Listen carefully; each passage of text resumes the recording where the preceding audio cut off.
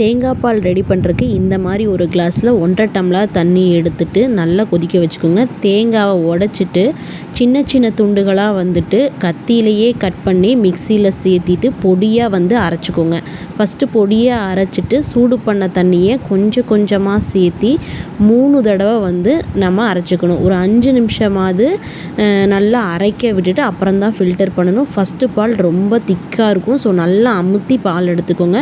2வது தடவை போடும்போது கொஞ்சம் 5 ஏலக்காய் சேர்த்து நல்லா அரைச்சிக்கோங்க. 3வது தடவையும் சேர்த்து ஒரு அரை டம்ளராக 1.5 டம்ளர் தண்ணியை சேர்த்துனீங்க அப்படின்னா உங்களுக்கு பெரிய டம்ளரில் 2 டம்ளர் தண்ணி கிடச்சிரும். சரிங்களா? பெரிய வடிகட்டியில் வடிச்சிட்டு அதுக்கப்புறம் சின்ன வடிகட்டியில் நீங்கள் என்ன பண்ணிக்கலாம்னா 2வது தடவை வடிச்சிக்கலாம். வடிகட்டி ரொம்ப நெருக்கமான ஹோல்ஸாக இருக்கணும், அதை பார்த்துக்கோங்க. ஸோ நம்ம நேற்று ஆப்பம் பேட்டர் ரெடி பண்ணி வச்சோம் இல்லைங்களா? ஸோ அதில் ஆப்பம் போட்டு சூப்பராக வந்திருந்தது.